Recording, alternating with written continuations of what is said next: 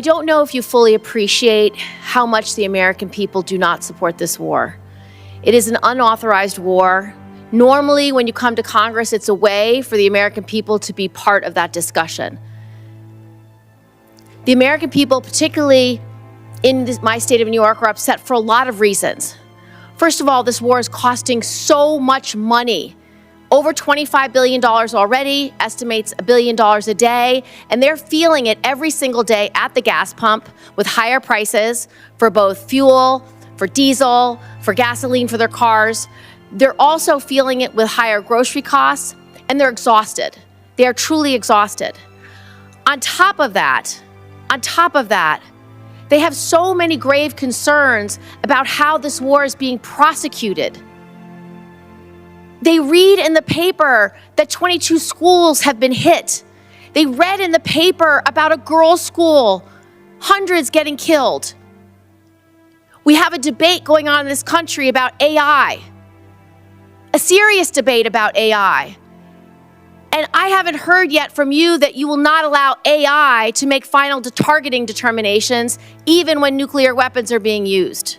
That's a huge issue that we need to discuss. So I want to start from the top, Secretary Hegseth. Why do you continue to prosecute a war that the American people aren't behind? First of all, I appreciate the opportunity for that closed session where we had a, unsurprisingly, very different discussion than we have here with the cameras on.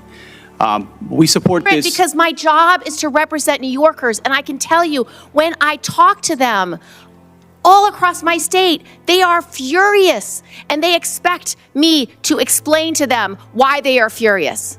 And Senator, when I talk to Americans, and especially when I talk to the troops, they are grateful for a president who has the courage to take on this threat after 47 years of what Iran has done, targeting and killing Americans, and what it would mean to the world if Iran's nuclear ambitions were actually achieved. So the question I would ask to you and to others is, what is the cost of a nuclear-armed Iran?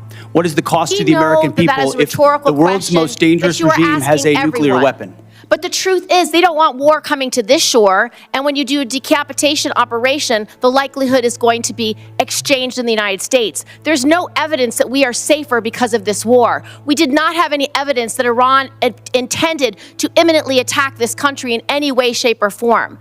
So I disagree with your assessment that we are under threat. Do you not believe them when they say death to America? Listen, our adversaries use rhetoric all the time.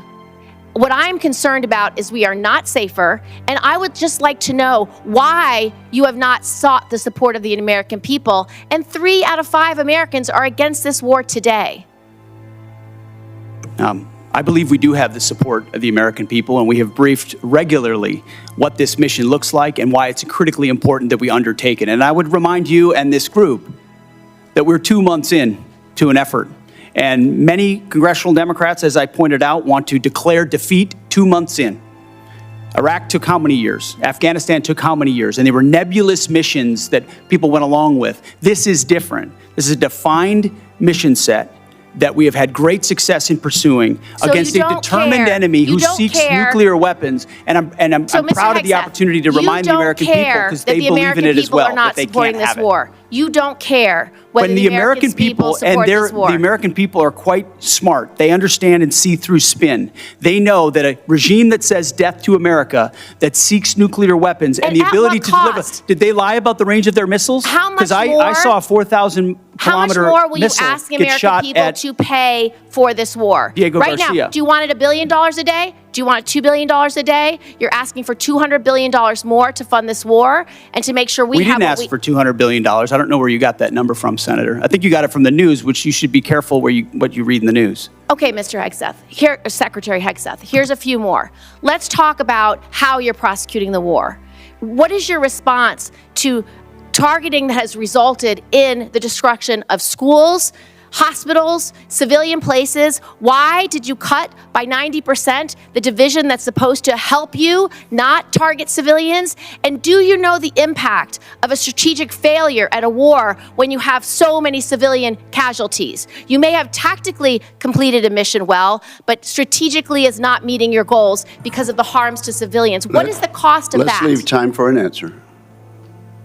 No military, no country works harder at every echelon to ensure they protect civilian lives than the United States military. And that is an ironclad commitment that we make, no matter what systems we use. And why did you cut the department by 90%?